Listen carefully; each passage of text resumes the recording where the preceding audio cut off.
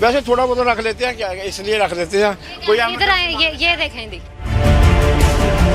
किस तरह से कार्रवाई करते हैं, जो हमने निशानदेही की है क्या ये उस पर कार्रवाई करेंगे और कब करेंगे और किस तरह से करेंगे। हमारा एक शिकायत का और फिर आगे उस पर कार्रवाई का एक पूरा निज़ाम है। उस पर CM पोर्टल है, PM पोर्टल है, कोई इंडिविजुअली भी एप्लीकेशन दे सकता है। अक्सर जब आप कार्रवाई करते हैं या किसी पे FIR दर्ज करवाते हैं तो उसका क्या प्रोसीजर है। थाने ले जाते हैं, उस पर FIR देते हैं, लेकिन लोग जल्दी ज़मानत पे रिहा हो जाते हैं। पकड़ते हैं, पर्चा देते हैं, बाद में भाई जमानत हो जाती है। उसके बाद फिर आप वही काम शुरू कर दें, तो फिर क्या करें, वो दोबारा पकड़ लेंगे, फिर पर्चा दे देंगे। यानी कि कोई फ़र्क नहीं पड़ता। कितनी को कार्रवाइयाँ की हैं जब से आप आए हैं। जो मिनी पेट्रोल पंप हैं वो तो काफ़ी हद तक कम हो गए हैं। बॉटल्स वगैरह में लोग अभी भी काफ़ी हैं कि जो बॉटल्स वगैरह के में सेल कर रहे हैं। गली मोहल्लों में ये देखें चलती फिरती मौत। छुप के बेचते हैं, हमको तो सारे हम बेचा, छुप के थोड़ा बहुत बेच देते हैं, किसी को पता ही नहीं है। किसकी इजाज़त? सारी दुनिया सेल कर रही है, इसकी इजाज़त से किसकी। लेकिन उसमें थोड़ी सी एक प्रॉब्लम ये होती है कि बोतल का कोई पता नहीं, कोई किराने की शॉप है उसने भी 2-4 बोतलें रखी हों, चिकन की शॉप है वो भी रख सकता है, लेकिन प्रॉपर जो एजेंसी हैं वो जल्दी हाईलाइट हो जाती हैं। लीगल काम क्यों कर?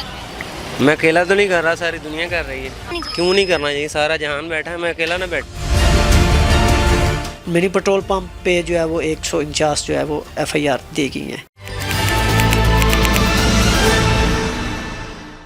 अस्सलाम वालेकुम नाज़रीन, आज हम मौजूद हैं सिविल डिफेंस के ऑफिस।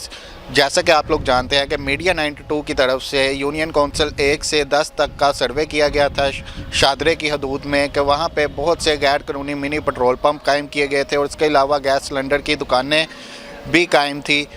इसी हवाले से आज हम अशफाक गुज्जर साहब के पास आए हैं, CDO साहब के पास, उनसे जानते हैं कि वो अब क्या कार्रवाई करेंगे इस मामले पे, क्योंकि उन्होंने खुद ही हमें दावत दी थी कि आप आएँ, हम आपके साथ मिलकर कार्रवाई करेंगे। तो आज हम उनके पास मौजूद हैं, आए आपकी उनसे मुलाकात भी करवाते हैं। हमारे साथ मौजूद हैं अशफाक गुज्जर साहब, आए इनसे जानते हैं कि ये किस तरह से कार्रवाई करते हैं, जो हमने निशानदेही की है क्या ये उस पर कार्रवाई करेंगे और कब करेंगे और किस तरह से करेंगे।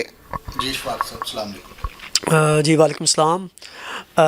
हमारा एक शिकायत का और फिर आगे उस पर कार्रवाई का एक पूरा निज़ाम है। जो भी शिकायतें आती हैं वो डिफरेंट फोरम से मसूल होती हैं।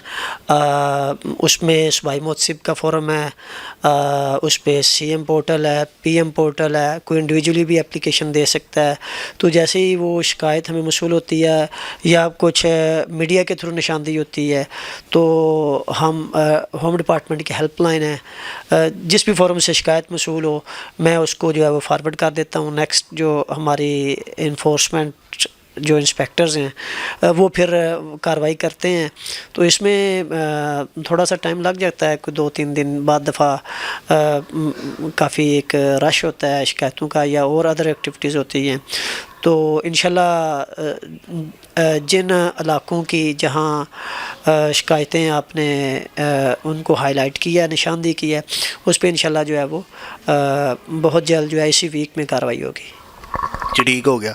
तो अशफाक साहब, जब आप कार्रवाई करते हैं या किसी पे FIR दर्ज करवाते हैं तो उसका क्या प्रोसीजर है। पहले उसे वार्न करते हैं, बाद में FIR देते हैं, कोई जुर्माना करते हैं, या जो उनका जो आप सामान जब्त करते हैं तो क्या उसे नीलाम किया जाता है या उन्हें वापस दिया जाता है, उसका क्या तरीकाकार है, क्या प्रोसीजर है। देखें, बाउंड करने वाली ऐसी कोई चीज़ नहीं। जब एक वायलेशन है तो उस पे हम FIR देते हैं, उसका सामान जो है वो उठाकर थाने ले जाते हैं, उस पर FIR देते हैं, लेकिन लोग जल्दी ज़मानत पे रिहा हो जाते हैं।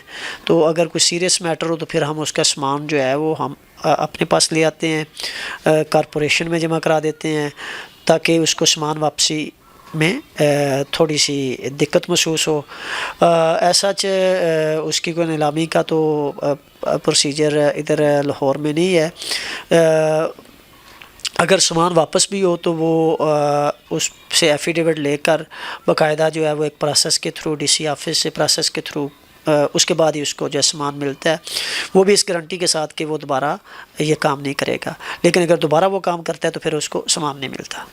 ٹھیک ہو گیا. تو آپ نے جیسے کہ آپ کو پتہ ہے کہ بہت سے اس طرح کے واقعات ہوتے رہتے ہیں کہ گیس سلنڈر کی دکانوں پہ دھماکے وغیرہ یا منی پیٹرول پمپ کی جیسے اس طرح کے حادثات پیش آتے رہتے ہیں. تو آپ نے اس پہ کتنی کو کارروائیاں کی ہیں جب سے آپ آئے ہیں؟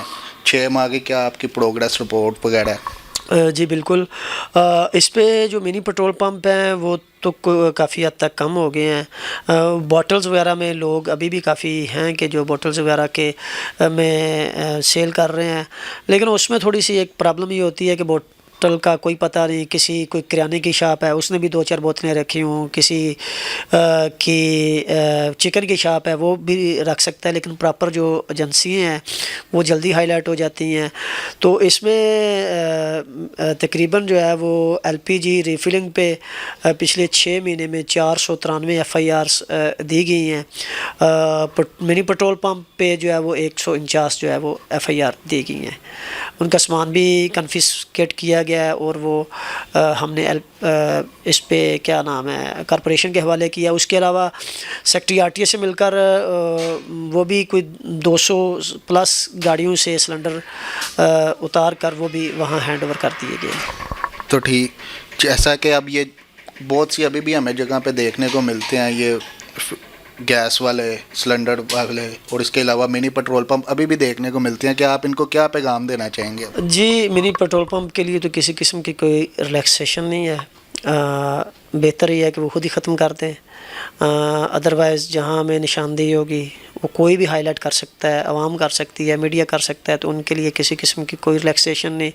پیٹرول پمپس جو ہے وہ موجود ہیں، وہاں سے لوگ پیٹرول ڈلوائیں. لوگوں سے بھی یہ کہوں گا کہ آپ ناقص پیٹرول نہ خریدیں. یہ لوگ کم اس کا پیمانہ بھی کم ہوتا ہے، پیٹرول بھی ناقص ہوتا ہے. تو آپ تھوڑی سی ہمت کریں اور پیٹرول پمپ تک جائیں، نہ کہ اپنے محلے میں. یہ پھر جو دکاندار ہیں جن کی شاپس ہیں ان سے بھی یہی ریکویسٹ ہے کہ آپ ان لوگوں کو شاپس کرائے پہ نہ دیں. یہ بڑا خطرناک کام ہے. اگر وہاں کوئی حادثہ ہو جاتا ہے تو اتنا پیٹرول وہاں پڑا ہوتا ہے، آگ بے قابو ہو جاتی ہے. آپ کی وہ بلڈنگ، اس کے ساتھ والی بلڈنگ، وہ اگر آپ کی وہاں رہائش ہے، لوگوں نے بعد دفعہ ایسا کیا ہوا ہے کہ نیچے انہوں نے شاپ بنائی ہوئی ہے، اوپر وہ خود رہ رہے ہیں اور پھر اس شاپ کو کسی اس طرح خطرناک کام کے لیے وہ دے دیتے ہیں، تو چند ہزار روپے کے منافع کے لیے وہ اپنا لاس کر دیں گے. تو ان لوگوں کو شاپ بھی نہ دیں. یہی میرا پیغام ہے. باقی LPG ریفلنگ ہے، LPG ریفلنگ گاڑیوں میں تو بالکل جو ہے وہ اس پہ ٹالریشن نہیں ہے، ٹالریٹ نہیں کریں گے.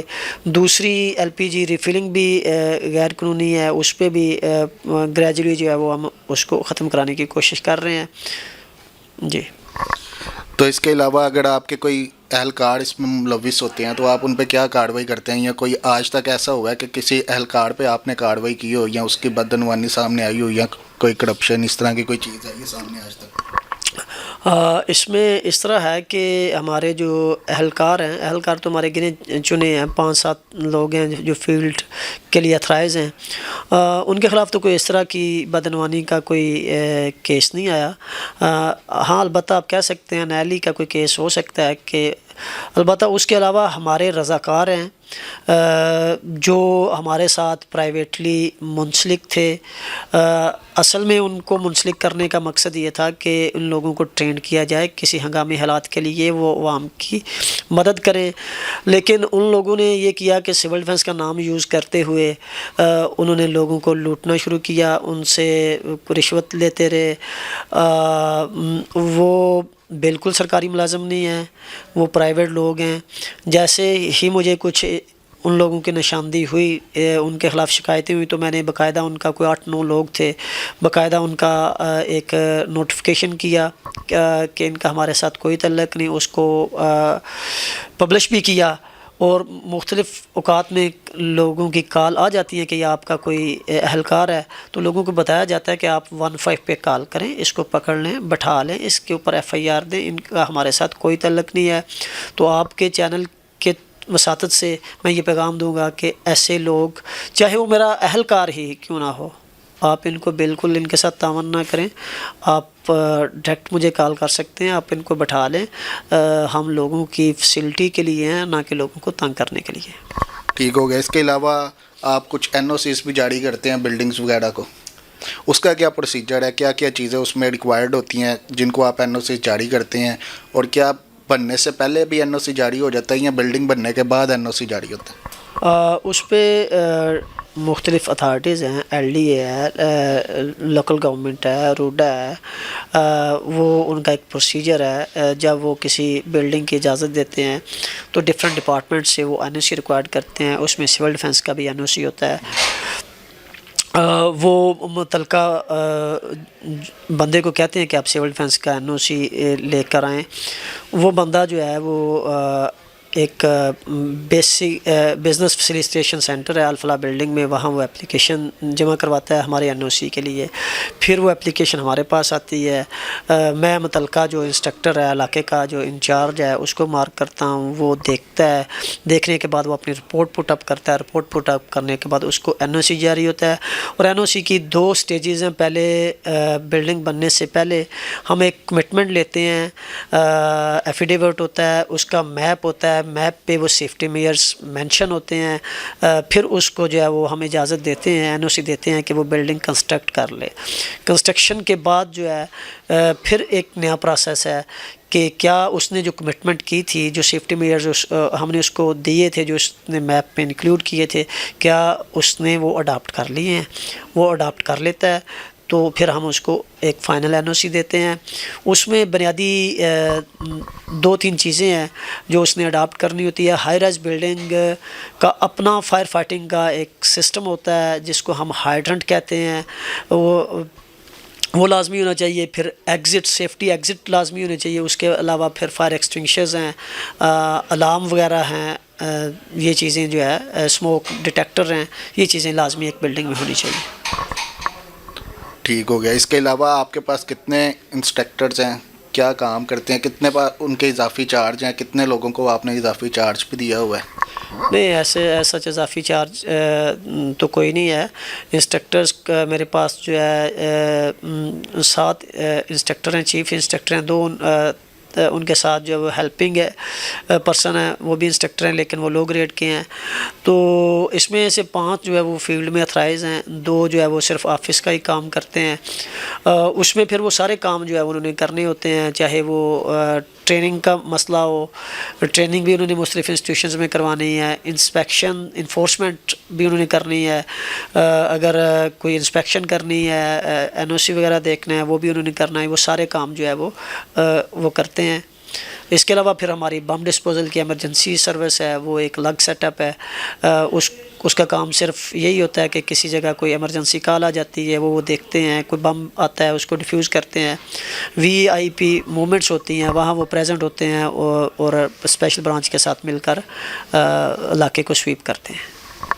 جی ٹھیک ہو گیا. جیسا کہ آپ نے اشفاق گجر صاحب CDO کی بات سنی, ان کا یہی کہنا تھا کہ جو میڈیا 92 کی طرف سے نشاندہی کی گئی ہے اس پہ جلد ہم کارروائی کریں گے اور ان کے خلاف مقدمات درج کریں گے. اگر ہمارا کوئی اہلکار یا سول ڈیفنس کا افسر بھی اس میں ملوث ہوا تو اس کے خلاف بھی محکمانہ سخت کارروائی عمل میں لائی جائے گی اور فوجداری کے تحت لوگوں پہ مقدمے بھی درج کیے جائیں گے, کیونکہ کسی کو بھی انسانی جانوں سے کھیلنے کا حق حاصل نہیں ہے.